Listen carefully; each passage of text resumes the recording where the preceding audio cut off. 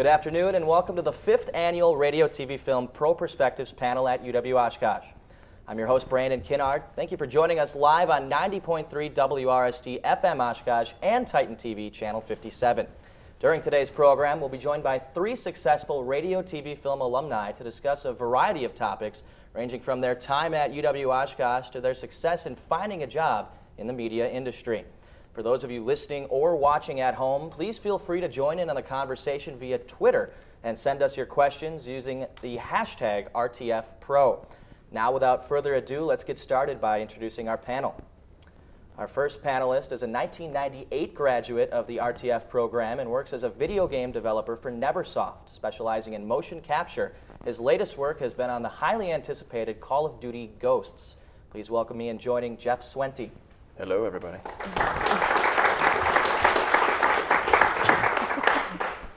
A 2007 graduate, our next panelist serves as the midday on-air personality for Clear Channel's WMAD 96.3 Star Country in Madison, Wisconsin. Recently promoted to Assistant Program Director, let's welcome Abby Zellmer. Our third and final panelist is a 1990 graduate and has helped keep a number of Wisconsin radio stations up and running, including WROE, WNFL, WKFX, just to name a few.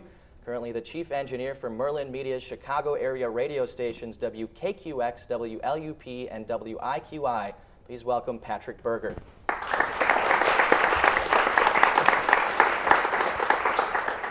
Quite a few acronyms there, Patrick. Yeah. To just get a little bit more background about you guys for our audience, let's just start by talking a bit about your jobs now. And Jeff, we'll start with you. Could you just give us a brief description of what it is that you're currently working on? Sure. I am a director of cinematics at a video game developer in Los Angeles called Neversoft. We worked on Guitar Hero games, Tony Hawk games. Now we're doing Call of Duty games. And my job, basically, we have a motion capture studio that I direct actors on. And then I am in charge of a set of animators that we then take all that data, put it together, make it work in the game, and then you all buy the game. Apparently, many people buy games, and that's what I do. I do some of the writing, some editing, some VO work. Sometimes I get in the mocap suit and do stuff to try and feel young again. I have bought a lot of Tony Hawk games in my time. Then you've seen me in a mocap suit. Very nice. And it doesn't make me feel young. It makes me feel old the next day when I'm just like, oh God, what did I do? The video game is certainly very unique. We'll talk a little bit more about that as we go on. On this side of the stage, we've got more of a radio background, and Abby, an on-air personality and an assistant program director. What is it that you do down at your Madison station? A whole lot of nothing. I show up to work in sweatpants. We kind of, as a assistant program director, oversee the daily tasks of the station as far as promotions, dealing with record labels, as well as putting music on the air to play, and then determining what our focus for the station is, whether we want to be a younger station, older station, and an overall flow for the station. From on-air to behind-the-scenes engineering, Patrick, you've certainly worked at quite a few stations and now made your way down to Chicago. What's that like? It's great. Being in the big market, we get to deal with bigger owners and things of that sort. Bigger expos, like I engineer and work Lollapalooza for all 3 days, working in the media area. I get to meet wonderful personalities, get to know people. Also deal with typical at work is maintaining all transmissions, studio design, maintenance of everything, and just keeping the stations on the air and everything flowing within the FCC rules and regulations, of course. All right. Now let's take a trip back in time to your time here at UW Oshkosh, and maybe even before you arrived here. When was it that you knew or decided that you wanted to be a radio, TV, film major? We'll start with Jeff again. Oh, he seems to be pondering, but we'll start with you. They have so much more time to think about stuff. When did I know I wanted to be an RTF major? That is a great question. I am very old, and I do not remember exactly the time. I don't remember what I was having for breakfast that day. You did remember today, though. I did. Nice. Well, it was just today. You're talking about something 18 years ago. I think it was just, I was just interested in film and things like that, and I'm like, well, hell, now's the time to try it. Young people, you have time to do things. So I just started in the RTF program. I enjoyed it, so I thought I will stick around. And Abby, did your interest in music, country music specifically, have any impact on your decision? Yeah, I would say so. More importantly, I actually wanted to go into the music program, and then I realized that it sounds like there's a lot of work and competition involved with that, and I feel like with radio, TV, film, it's a little bit more fun. It's easier. It's easier. Just go with what's easy. So someone told me that there's a great RTF program here, and I said, what the heck? And I fell in love with the radio side. And Patrick, kind of an interesting route to engineering from being a student, I would imagine, especially from the RTF background. Yeah, I'm more of a music collector, and I originally, when I thought about them, this was in the early 80s, so you think you're old. I know you're older. I could tell by your tie. But in the 80s, being a music collector and all that, and then I did a little different route. I went to 2 years at UW Fox Valley and received my Associates of Arts degree, got taken care of all my general, so when I transferred here for my junior and senior year, I could go right into exactly all the editing classes I want, all the radio classes, English, everything like that, with really generalizing I wanted to do production or be on air. Just happened at my first job, the engineer that was there retired. They brought in contract guys and they needed somebody at the facility to do regular maintenance. And believe it or not, engineering is a very, very good occupation because usually the engineer is the last one to leave ever at the facility. I've known guys who have been worked at the same facility for 30 plus years. So it's more of a job security thing also. Now let's talk a little bit about getting involved outside the classroom in the radio, TV, film program. It's certainly a program that's very hands-on, sort of what defines it. Talk a little bit about your experiences. What were you involved in as a student? And just to make it easier on you, we'll start with Patrick on the other side. Thank you. Obviously, going here right away, did a couple shifts on WRST, worked in production, worked in the programming. Actually, for 1 semester was program director, then was production director. Through my time here, actually worked on an old show from an old professor here, Doc's Jazz City, doing engineering on and all that. So I did whatever I could in the radio side, but also jumped over to this building, was a cameraman, audio guy, really never did anything in front of the camera, except for once in a while being a spoof on some shows and all things like that, but dealt more with the technical side of it, and also took some editing, film editing classes, and just, wanted to do all 3 things. Just because when you walk out the door with a diploma, there's a lot more doors open to you if you got the experience. Yeah, certainly very well rounded. And we'll slide over to Abby now. I'd imagine WRST was something that you were involved with? It was definitely my home when I was here. I was also the program director for a while, did my own show. I did the jazz show, but I remember Doc's show as well. And just got as involved as I could. And aside from that, I also helped out with the fundamentals of radio side of things with the professor at the time, Ben Jarman. All right. So, yeah. We've got at least 3 former WRST program directors on the stage, myself being one of them. Do we have a 4th by chance? No? No. What were the organizations that you were involved with then? Maybe not WRST, some of the other ones. Well, I did do a shift at WRST, but I wasn't very good at radio. I don't have a face for radio. So I did a show. Yeah. I know, that's what I said. And that's, thank you. You're welcome. And that's why I did, I wrote and edited and directed a show on Titan TV for 2 years called This Week. And did that with a bunch of people and just we try to do every week a full half hour of new stuff. I made a film. I was in some of Doug Heil's classes and made a film. That was fun. Just basically did a lot of stuff behind and in front of camera. When you need a handsome man in front of the camera, and he's not available that day, I would jump in front of the camera so I could be there. It'll probably make you happy to know that the This Week show is still up and running. It was worked on in a class last semester. Oh, that's so cool. That title is still alive.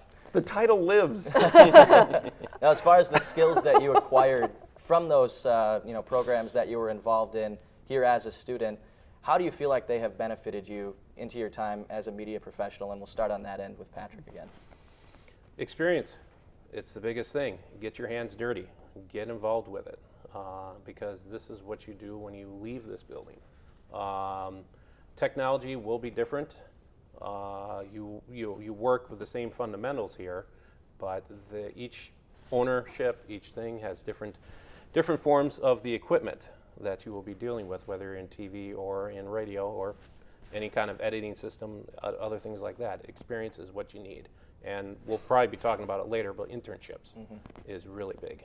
That's a big bullet point on the rundown, trust me. Abby, anything that helped you out at WRST specifically? Absolutely, the experience. This university was very hands-on for me, and I'm assuming it's the same way, especially seeing this setup, you know. It was actually one of the first things that I was asked at one of the internships I was at. You know, do you know any production skills or anything like that? And I was fortunate enough to be able to work on things here. And running a board is running a board. If you know the idea of signal flow, and I feel as though that was something that was really ingrained into us, you will go far. You will understand how things work. You can utilize that. And I just feel like this university gave me the tools to be prepared to go out into the real world. Yes. For me, it was knowing the name of connector ends. And I'm not joking. No, absolutely. Doing stuff, experience, that's why you guys are here, I'm assuming. Paid money to do things, you should do things, you're young.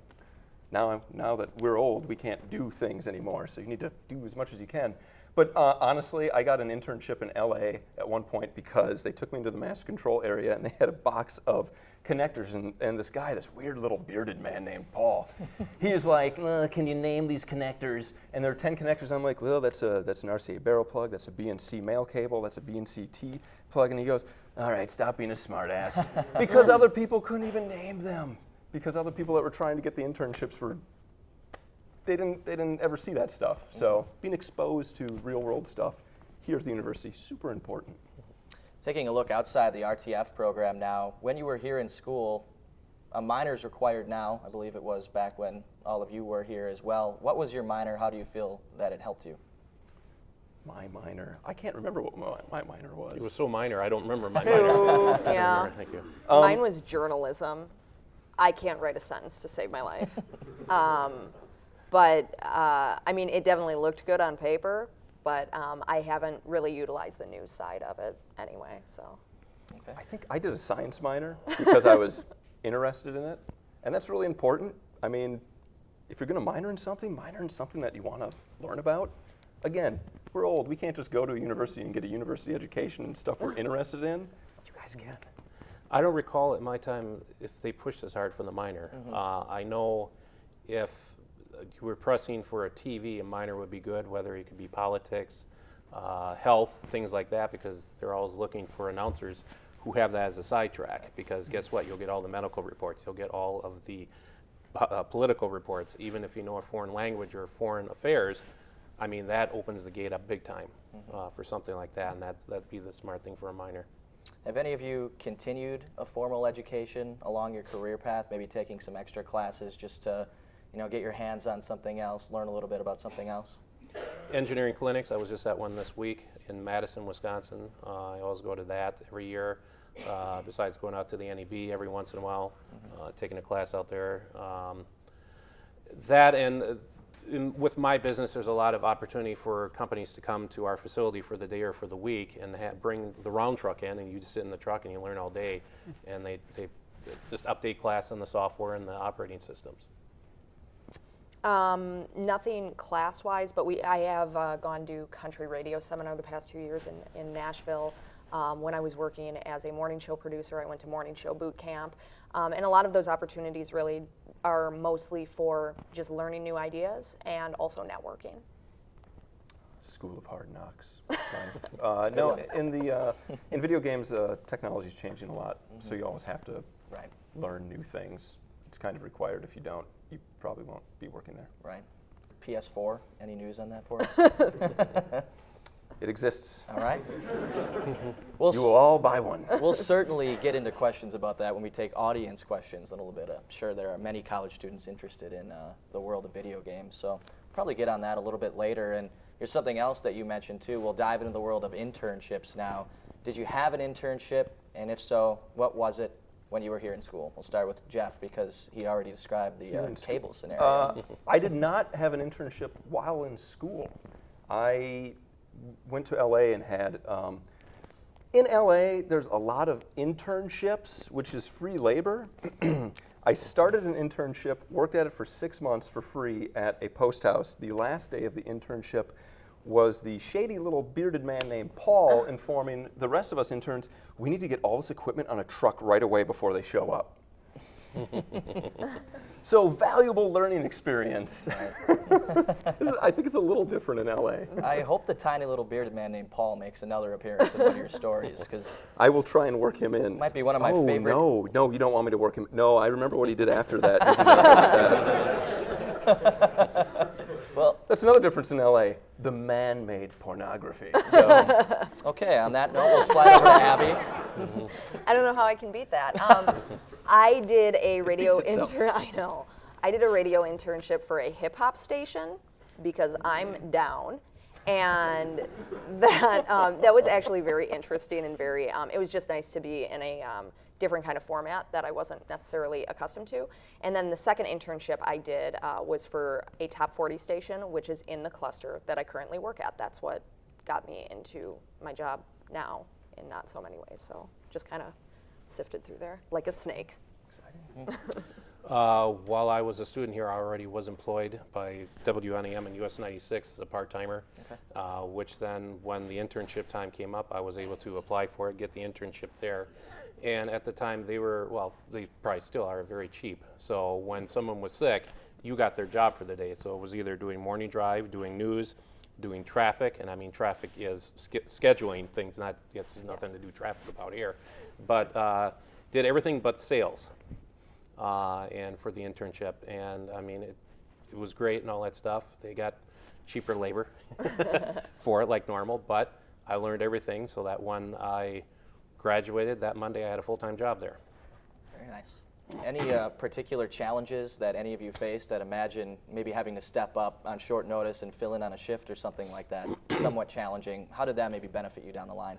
Well, it always keeps you on your toes because this will happen. It happens to all of us. I mean, there's always that, for me, it was that 2 o'clock in the morning phone call. The morning guy is not able to make it in, so you can get there for your 5 o'clock show and be prepared for it. But it also, it leans that the job will not be boring because I might go in Monday and expect to do the same old routine, and something happened, you got to jump into it, it keeps your heart going, and it's good.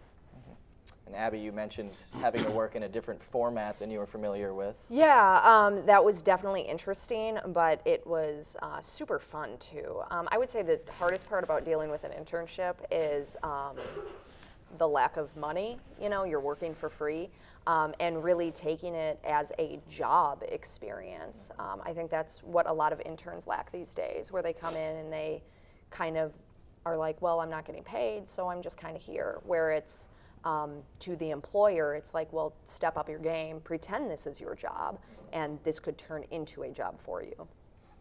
Jeff, with your internship experience, I'm a little nervous, but any particular challenges that you faced? Challenges? Well, not really. I mean, they just wanted someone to work their 8 hours a day for free, doing anything they said. It was never going to be a job because the whole studio imploded. It was a post house that was down the street from where I lived.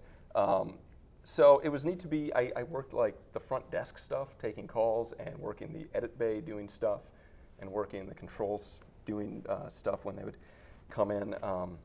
So it was interesting. It was just certainly, Paul was a very shady fellow. And so that's kind of one of the key things is if you're gonna do an internship for like a job to learn stuff, that's great. And I don't know if it's as prevalent here as it is like out west, but there's a lot of people out west that it's just like an internship. Whatever, sure, free labor is great. They're not really interested in teaching you stuff.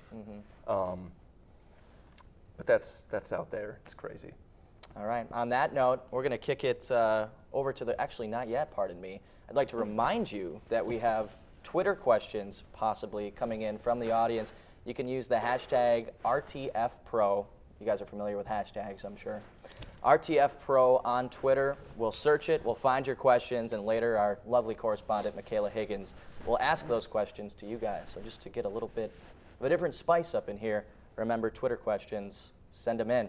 Keeping on the internship talk, however, having moved on from those internships, found successful jobs in the media industry, whatever it might be, radio, video games, what advice do you have to give to this live audience here or any other students watching on getting internships and then using them to move up in the industry? And Jeff, we'll start with, or Patrick, pardon me, we'll start with you. Where I work, we do a lot of internships. Typically about 30 of them during the summer, figure 10 to 12 for the spring and fall. I can tell you this, that in our marketing department, everybody that works there full time was an intern with us.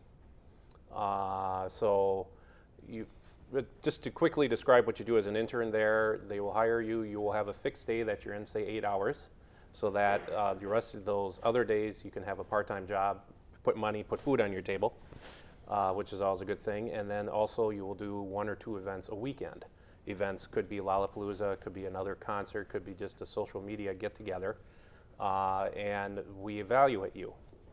We hold on to you, and when an opening comes up, we will call you and say, hey, we have an opening. The first position that's usually open is a PA, which is a 30 hours per week employment.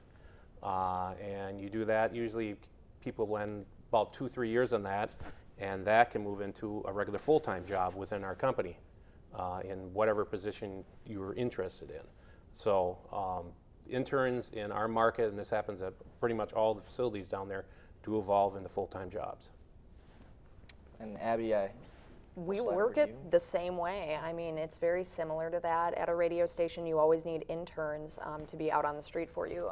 Promotions is usually where we need interns the most. So whether or not you want to do promotions full time, it definitely wasn't my forte when I started as an intern because I hate people and talking to them. So it was extremely difficult. But that's how I started, and I worked my way up to getting a part-time air shift. And I would say the advice is, get your foot in the door, treat it like a real job, and use your time there to learn the things that you want to learn. Nobody's going to hold you by the hand and go, oh, let me show you every single thing in this building.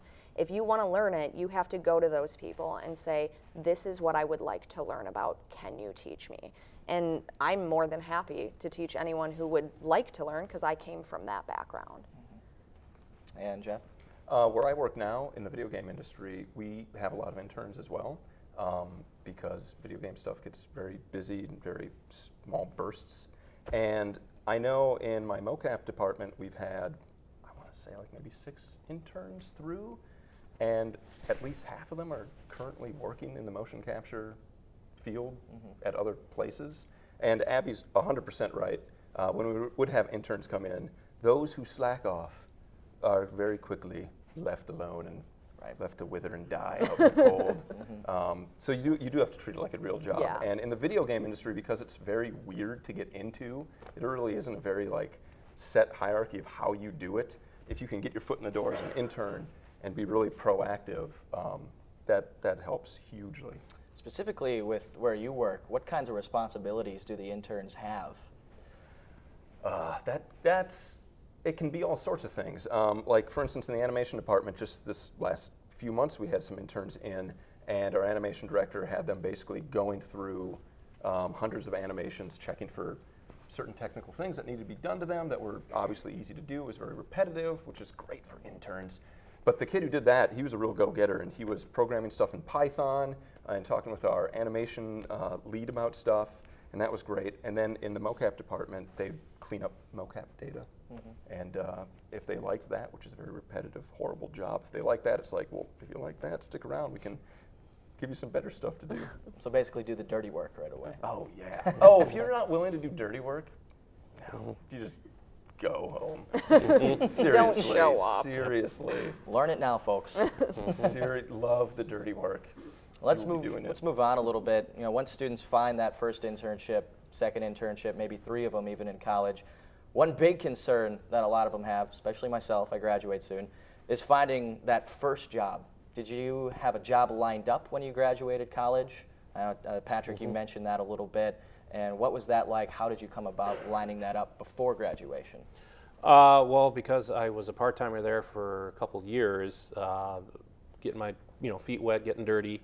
The GM saw that, and there was an opening that they basically needed someone to be there from 5 o'clock at night to midnight every night doing production and also board opping, running at that time Sally Jesse Raphael and Tom Schneider. Yeah. Yeah. And this is old days of automation just starting up, where someone still had to be there, hear the cues, fire off a cart, and none of these guys probably know what carts are anymore, firing those off for the commercials, whereas now a lot of that, or all of it, is automated real easily. But at that time, I was doing production, editing, and then going into the business of engineering, because they're like, well, the kid's there, he can clean the cart heads, he can do this, he can solder some wires, and that's how it evolved. But happy as all heck to have a job right away and have insurance. Yeah, Very that's nice. true. Abby, what was your first job in the industry? I interned at Z104 in Madison the summer before my senior year here. And after that internship ended, they needed someone to do part-time weekends. And I was very excited to do it because I had a prime shift of midnight to 6 a.m. on Saturday mornings and 2 a.m. to 5 a.m. on Sunday mornings. Basically, they just needed someone to fill the slot. And so every weekend during the school year, I would drive back home and stay up all night to do those air shifts. And then I would drive back here and sleep for like 1,000 years and then go back to class. And after that ended, after I graduated, it just so happens that the morning show needed a new producer. And since they knew that I already knew production, and being an intern the summer before, I did a lot of their audio production for them.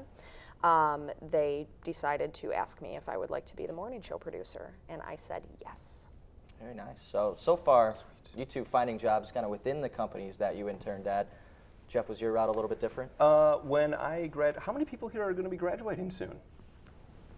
Yeah, get ready for the terror of that.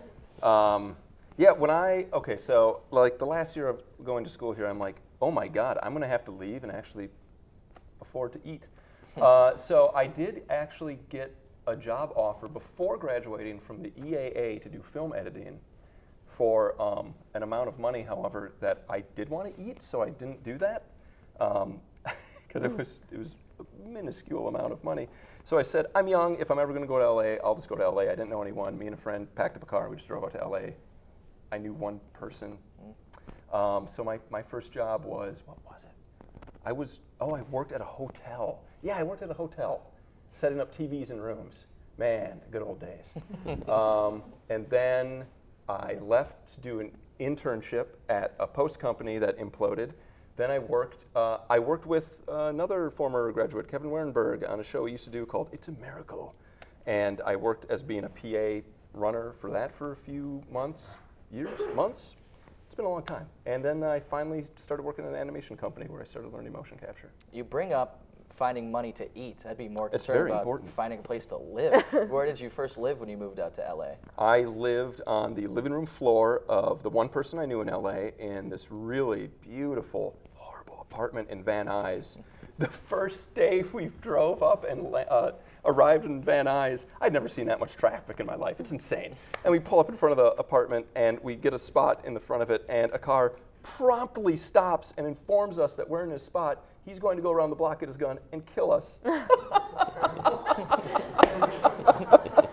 LA's not all about glamour after It all. was horrifying. No, I just lived on a friend's floor. I had some money saved up. Oh boy. That's what being young is for. You're allowed to do that when you're young. Do stupid stuff like that now, because you can't do it when later. Before your back goes out. Then you can sleep on floors. Before, yeah. Keeping up with the job talk, what do you think employers really look for on a resume specifically, or a reel in radio? What is it that they really want to see when they're going through a hiring process, Patrick? Obviously, the internship on there where you did your work. Obviously, you're going to put down your degree and everything like that, but it's just experience, your willingness and all that thing. I think more of than the resume is probably the interview, because every paper, when you first come out of college, everybody's paper is going to look about the same. Mm-hmm. They're going to have their degree, where they're from, and willing to do all this stuff. But I don't know you're willing to do it until I meet you. Get an idea about you. And on that note, how big of a role does networking really play, especially you, Jeff? I'd imagine LA is kind of all about meeting people. Yeah, well, you'd be shocked at how small every community is. Like the motion capture community, there's very few. I mean, it's so tiny. Right. So be nice to everyone. I would say this about the resume thing: spell everything right. Mm-hmm. Use grammar. Jesus, it's not hard. Don't put it on stupid paper. Don't do anything cute. You do that stuff, and like when I look at that resumes that come in like that for positions at Neversoft, it's just like, what is this person thinking? Are you kidding me? And it's gone. Agreed. Networking Networking, though, is resume. definitely something that's extremely important. Like for me, I've been fortunate enough that the people that I've met in the current building I'm at, Madison has become kind of a jumping off point. In fact, my very best friend who hired me for the internship, we were not best friends at the time. She was actually really mean when she hired me. But now I am her life intern, and she works in Tampa. And she's very successful down there. She's a music director for a top 40 station. And she does middays, and she is fantastic. And then through just going on artist showcases, going to CRS, going to morning show boot camp, you just meet a lot of people, and it's always just good to have those people. Not necessarily because you want to move up or because you want to move necessarily, but if you just need advice, they're great to have in your phone. All right. Have any of you, networking in person obviously, but have any of you used LinkedIn or Facebook to network with people and maybe use that to find a job? I have not. I'm LinkedIn on scares it, me. but I've never had to use it for myself. Other people, yes, have LinkedIn to me and things of that sort for getting themselves a post and all that stuff. You know, worked with this person prior, good experience, hired this person, things of that sort. But I guess I'm an old fossil. I haven't really had to use it for what I do. I hope I never have to. I hope I'm good till I retire, but who knows. Would you consider it important for young people, though? You mentioned people have contacted you. Would you consider it important for recent college graduates or college students to use LinkedIn to their advantage? Yes, because I mean now it has evolved into, it is a part of the business. This stuff goes in the public files, it goes into employment issues. Yes, I would definitely use it. All right. Now, all that in mind, wrapping up the first job talk, what's the most valuable piece of advice, if you had to narrow it down to one, that you could give to a college graduate or college student in finding that first full-time job? It may not be your dream job. The only way you get in is get in through your foot in the door. And I've seen many people do this where the first opening they had was in sales. They did sales, and I know they didn't like it, but they did it. But he wanted to get into marketing, and guess what? Sales worked very well with getting into marketing, and now he's been doing marketing for the last 25 years. And that's how he got in. I've seen people get in through marketing. They wanted to be on air, but they started as a promotion. Now I know one that's out in LA doing a TV show. I know some on the East Coast doing shows and all that stuff. You have to get in. And like I said, it may not be your dream job, but it is a job, and it's your way to build up skills and fix that resume. Abby or Jeff? On top of that, be prepared to not make $1 million outside of college. I think that's one of the biggest concerns when we have part-timers or interns. There's a fine line between being hungry to do more or wanting to do more and the attitude of, well, I've worked here for 6 months, I should get a raise. I can tell you that the first 4 years I worked at my job, I was working 12-hour days, 7 days a week, and I didn't get a raise for 4 years. And then when I did, it was a very small raise. You're not going to make a ton of money. You have to love it to do it. Move to LA. Sleep on his floor. No, you're not allowed to sleep on my floor. The one piece of advice to get a job. Oh, good Lord. Just everything these guys are saying is absolutely right on. Be willing to do whatever you need to do stuff. You have to do what you have to do before you get to do what you want to do. So keep that in mind. Moving to LA helps. Moving on now, we've all sort of briefly touched on this so far, but just to talk a little bit more in detail about it, career obstacles. Was there anything specifically that you really had to climb in order to get where you are now, Patrick? Well, when I started and moved into engineering, I had no engineering knowledge at all. Everything I've learned on the job, and that's from other engineers who are willing to share. I'm lucky at this time that is still the case because there's not that many engineers. It's gone IP based, which is good, but nobody's really jumped into the RF part of the business. Be willing to ask questions. Don't be bullheaded and sit there and deal with something for 3-4 days where you pick up a phone, make a phone call, be willing to share information, be willing to take it in. It's my best part of my advice I can give. Abby? Yeah, pretty much what he said. I mean, it's the truth. It's tough when you first start out because you feel it's very unknown to you, but that's why it is important to ask questions. And the obstacle I think I ran into the most was when I was hired to be a morning show producer. I knew that's not what I wanted to do, but when you become a morning show producer, they kind of feel like you are the assistant to everything, and you kind of get wedged into this idea. And so it was very hard for me to move up. I'm now assistant program director of a station, but before that I went from a morning show producer, local morning show producer, doing midday traffic, the real traffic reports, not dropping logs. And then I did web. I did promotions for a classic rock station. I cannot name any classic rock music. And then I did web and promotions for the country station, moved up to being music director, then finally assistant program director. So it took a while. So it's not always necessarily about the music that you enjoy listening to. No, and I mean, I'm fortunate because I grew up listening to country, so I very much enjoy the format I'm at. But I started at Z104, and I'm still very passionate about that station because it's my starting point. And it was a station that I grew up listening to anyway.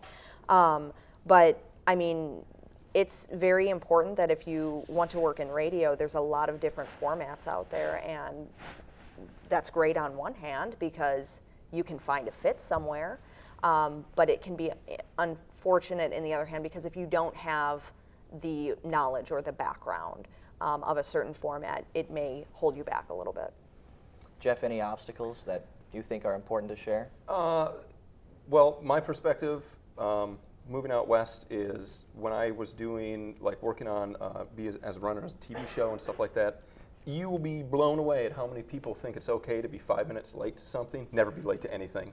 That's terrible. If you can walk to do something, you should run to do it. You'd just be amazed at how many people. Abby was hitting on a little bit earlier about feel entitled being there. Mm-hmm. Man, oh man, you can't do that. You just need to work really hard and do everything you can as quick as possible, just so the people around you know that you're a hard worker. Because it's oddly enough, there's not like a huge amount of people that are like really driven hard workers. I agree with that. It's really, and you know what? Strange. Coming from Wisconsin, being in LA, that is a huge bonus. Holy shit! There's so many people that when you're out there, oops. Sorry about that. There's so many people that when you're out there that like go through film programs in LA that are like they're born and raised in LA and they went through this film program and it was $40,000 a year and they'll show up late to everything and all they'll do is gossip and be on their phone and you're literally like, how the hell are you even here? This is insane.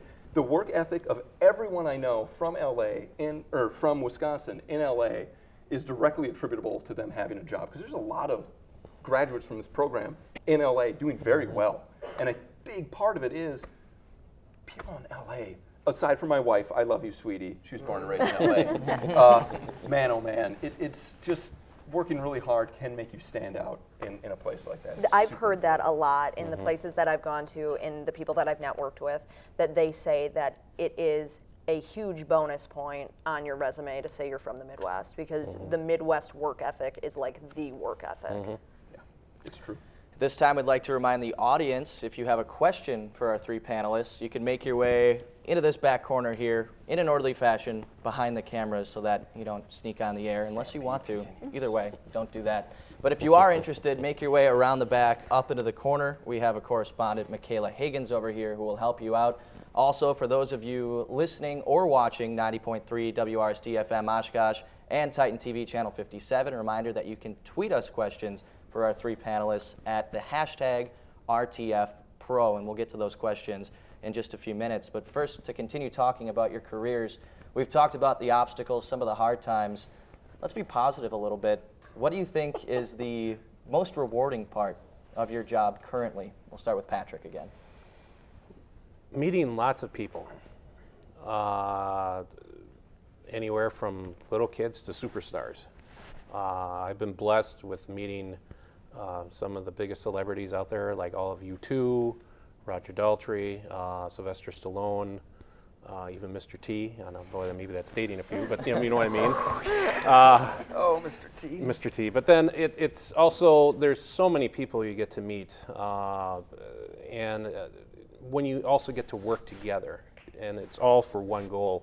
When you do a big project, that it's really cool that you're able to do that. Plus, I go to work with a smile, I go home with a smile most of the time, because I treat my job as my hobby, is the easy way to put it. I'm doing what I went to school for, I'm doing what I want to do. I feel successful because I got my degree, I'm doing what I want to do, and I just didn't end up having to work at a mill or somewhere else until I find my job. I have my job, and I'm positive about it. Very nice perspective. And Abby, you feel similar? I would like to say that the biggest rewarding part of my job is putting a great product on the air, but I'm going to be very superficial and say the most rewarding part of my job is doing the fun things. You know, as an assistant program director, music director, kind of part of your job is to make relationships with labels and artists. Therefore, I've been lucky enough to have beers with Jared Neiman, or go golfing on Toby Keith's golf course with him, or you know, just fun stuff like that. I mean, tonight I'm going to a Billy Currington show in Madison, and that I already know is going to be fun. So that's probably the perk of my job. I love that. Jeff? The zombie apocalypse is coming. We all know this. You sound like a guy who's worked on Call of Duty. It's true. It's coming. And I got to have beers with Navy SEALs and ask them what's the best weapon to use in a zombie apocalypse. MP5 is apparently the number one answer, just so you guys know. But no, you know, working with talent is really fun, because doing motion capture work is a little different, because video games, there's a lot of programmers and guys at computers, and I'm at a computer a lot, but I'm also on a mocap stage directing people, so like directing, you know, like Metallica for a week and hanging out with those guys. It's really fun, although also just seeing like how many people are excited about the new Call of Duty game, and that's really neat, and putting out a good product and having people play it. There's a lot of shots in the trailers that are out there that are actually me in a mocap suit, so the weird perverse thing of people going, man, that looks pretty badass, and I'm like, well, thanks. I move like a ninja. I don't.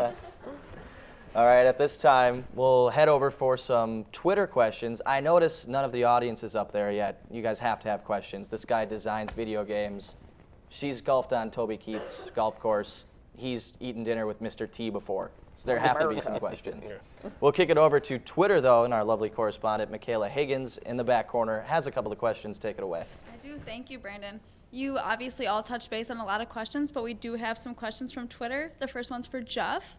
What is the best advice you can give someone who wants to work in video games in their future? Oh, boy. Video game work is really weird, because unless you're studying computer sciences and doing, you know, that stuff, it's really difficult. No one wants to hire like someone out of school to direct anything in a game, and games don't work that way. The list of people that work on a Call of Duty game is so long, it would boggle your mind.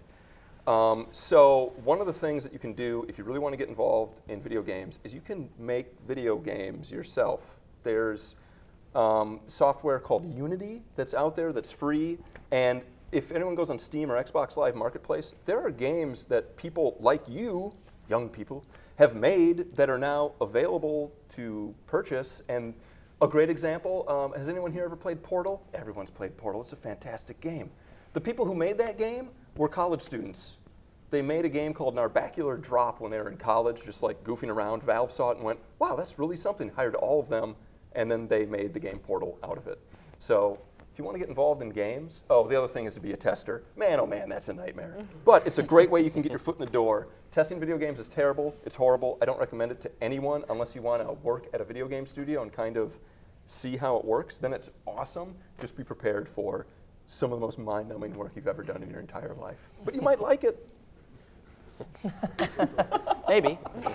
Another Twitter question, Michaela? Wonderful. Thank you, Jeff. Our next question is actually from a student, Alex Crow, and I'm guessing it's going to be about radio.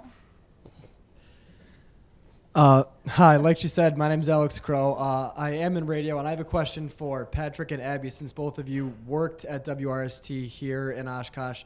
When you said that you were both program directors and on the executive board here, is that something that you feel helped stand out on a resume when you went to apply for internships and jobs, that you'd already, even though it was a smaller time radio station, you still held a position like programming director at a radio station? Did that give you a boost over any other resumes you think that were out there?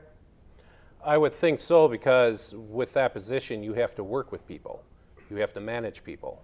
And one of the early things I had to do, along with board opping and engineering, was manage about 3-4 part-timers to take care of things. So yes, it is.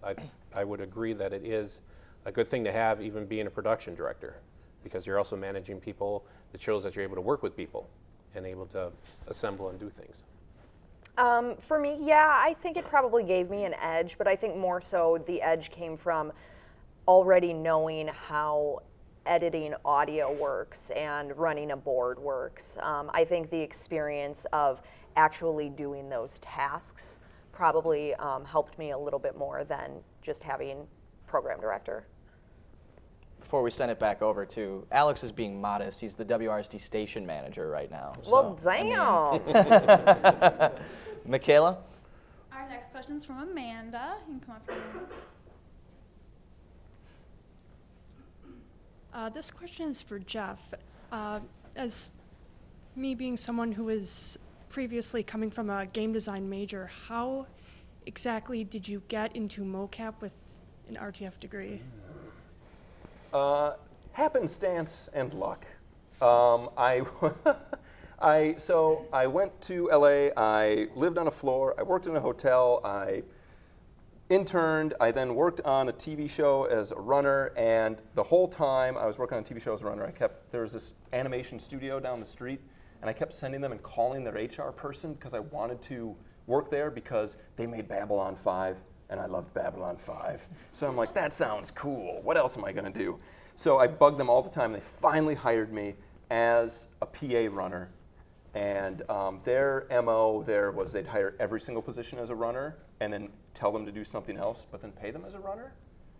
I'm not trying to be negative, that's just the way it worked. And on day one, I walked in and I'm like, I'm here to report as a runner. And they're like, that's great. There's a mocap studio. Learn how to do that stuff. And I'm like, oh, okay. Am I still gonna get paid miles? So then I just started learning motion capture. I literally just fell into it and then I worked at a series of mocap studios and had a production at them, and then you end up working on a lot of games, and then Activision's like, hey, you should do mocap for us. So I did. I know that's so unsatisfying, right? You're just like, I was walking down the street and a homeless man said, hey, come over here, I'll give you a job doing something. But you know what, honestly, part of it was simply putting yourself out there, and I called that studio every single day, the HR person. When I first met her, she's like, yo, the infamous Jeff, who called me every day for 3 months. And I'm like, that's me. So tenacity is good. I believe we have some more from Twitter. Back over to Michaela. I actually have a question for Abby. I'm the promotions director at WRST, and I love promotions, and I know that you're a part of that too. What's your favorite event that you've ever done in promotions? Well, first I have to say I did not intend to dress like a pirate. I somewhere lost my other earring.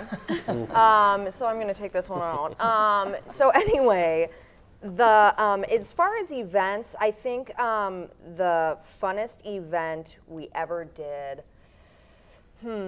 you know, we used to do this event called Live in It to Win It. We also did Z104's Lockdown. We also did Bridal Survival, and all of them have to do with kind of the same thing. Live in It to Win It was people lived in a car, and whoever outlasted the other one won the car.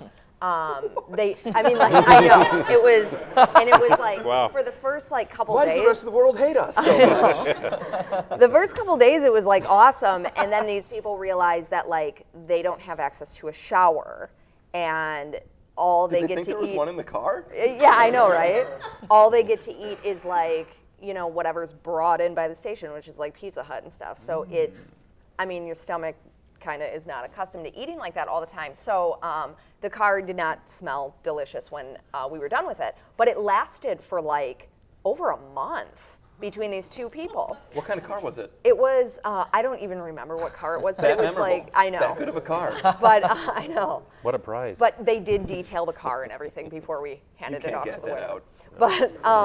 But we did things like that, or Bridal Survival, where we actually zoned off a part of a movie theater and we put potential brides in there, and then whoever won their dream wedding. And Lockdown was people lived in an apartment and we had cameras set up, and they, the person who outlasted the other one, it was kind of like Survival or a Big Brother. Those were the funnest promotions I ever did. And I know that a lot of those things seem very visual, and for a radio station, it's like, how does that translate? That's where your ability to love reality TV comes into play. And that's where you look back at episodes of Housewives or Bad Girls Club or all of the terrible shows I watch, and you go, how do I get drama out of this? And you call these people that are corralled in a vehicle and you say, so, you know, how are you doing today? And then you take their one clip and you edit it so they sound like a terrible person. It's awesome. Well, Michaela, Well, pen and paper. I definitely think Abby and I will be friends after I this. think we're besties already. I think we're best friends. Hashtag BFF. My last question is for Patrick. Obviously, being an engineer, you run into a lot of problems, especially in radio. What's the biggest problem you've ever run into? Well, natural disasters. Lightning will blow up stuff all over the place. And I remember when I was up here, I had different groups. So I had stations in Green Bay, I had stations in the Fox Valley, I had stations in Sheboygan. You know how weather fronts run. It goes this way. So things blew up in Green Bay, half hour later things blew up here, half hour later things blew up over there. So those are long nights.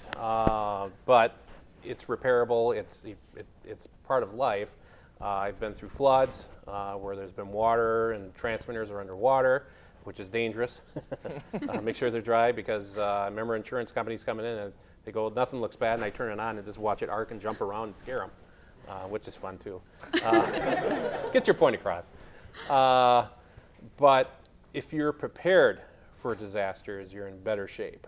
And actually, that has become more of something now that has been put upon us, especially since 9/11.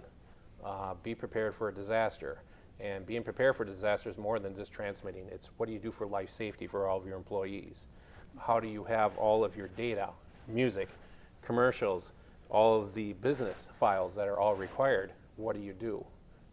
And I feel that we're prepared, and it could happen again. But yeah, disasters is part of life. All right, well, that's all I have for you three. Thank you so much. You answered all the questions wonderfully. I'll kick it back to Brandon.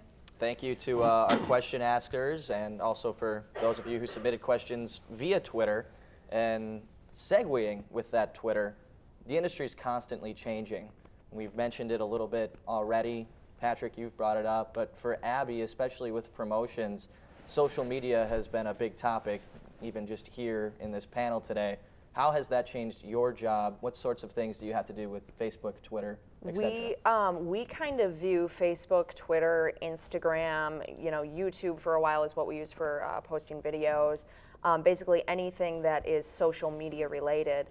We kind of see that as an extension of the station.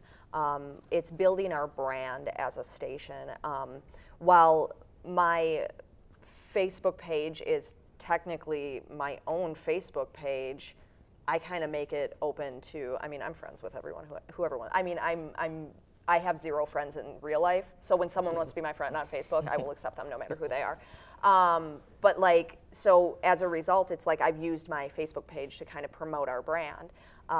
Web hits are becoming a huge thing in radio, where they want to make sure that they get the most page views in web hits. So it's utilizing social media to draw people back to your website.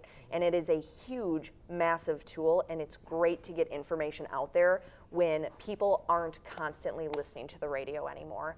Radio used to be people's lifeline. It used to be what people listen to for everything.